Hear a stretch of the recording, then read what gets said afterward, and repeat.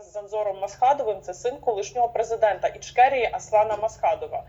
Вітаю вас. Добрий день.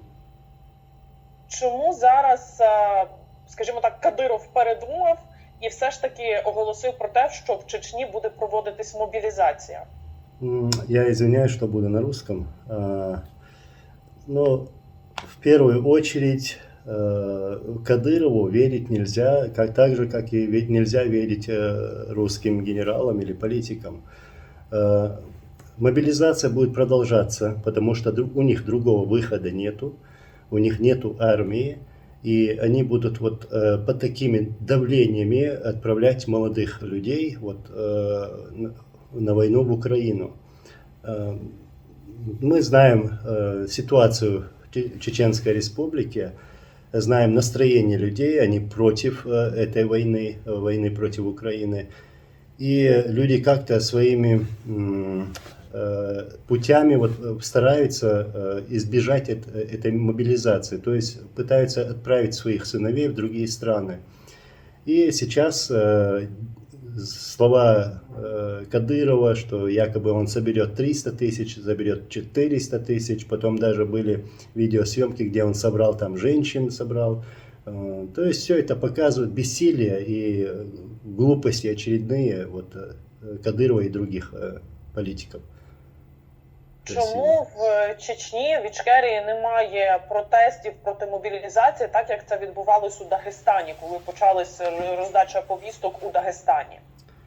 Да, это сложный вопрос, потому что люди, наверное, даже устали от репрессий Кадырова и российских властей, потому что сегодня люди в Чечне не имеют своего голоса, не имеют своего мнения. То есть я имею в виду, что они не могут это высказать прямо, потому что за этим последуют пытки, за этим последуют убийства. То есть все эти 20 лет народ находится под таким давлением. И в последнее время, да, мы ощущаем, что люди начинают высказываться. Были такие случаи в последнее время. Даже женщины выходили, но их сразу же забрали. Потом даже были слухи, что их убили даже. Через что пришлось чеченскому народу проходить все это время, все эти 20 лет. Очень много, тысячами есть случаи, когда за просто сказанное слово против Кадырова или даже Путина людей просто убивали. Или публично так наказывали, то есть насмехались, оскорбляли. Ми спостерігаємо те, що щойно мобілізовані у російській армії, вони погано, скажімо так, навчені, і їх використовують, аби закривати дири, як гарматне м'ясо, грубо кажучи. В уявленнях українців війська Кадирова, кадирівці так звані, це, скажімо так, дуже така елітна військова структура, яку Кадиров там від себе далеко не відпускає, або ж не відпускає в такі, скажімо так, небезпечні райони фронту. Щойно мобілізовані в Чечні, так, чеченці, вони все ж таки це будуть частина кадирівців, які, можливо, не будуть на такій небезпечній ділянці фронту, чи все ж таки вони також будуть, як щойно мобілізовані решта росіян, тобто нижчого сорту, грубо кажучи? Если я правильно понял, я так начну с того, что Кадыров и его войска, так называемые, это просто раскручено средствами массовой информации, а также российской пропагандой. На самом деле таких войск нету. Нет у Кадырова своих войск. Это российские войска. То есть чеченцы даже, если их отправляют под давлением или не под давлением в Украину, они являются частью российских войск. Это российские оккупанты. Все это время Путин давал добро, давал разрешение и даже прямые указы Кадырову, чтобы раскрутить имя чеченцев. То есть это была полная дискредитация нашего народа. И раскручивали фамилию Кадырова. На самом деле чеченцы не любят говорить про Кадырова, потому что они знают, кто он на самом деле, что он из себя представляет. Даже вы сегодня знаете, что он является профессионалом в ТикТоке. Вот единственное место, где он действительно профессионал, показывает свое мужество. А в других местах таких действий или побед у него не было, кроме как в ТикТоке. В Україні на боці України воює багато чеченців, ічкерців. Якщо не помиляюсь, це 4 навіть окремих якихось підрозділи.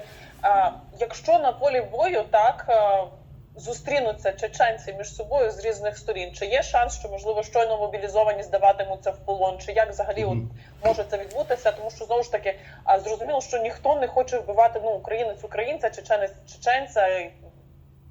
Не хочеться. Як це на полі бою відбувається і відбуватиметься?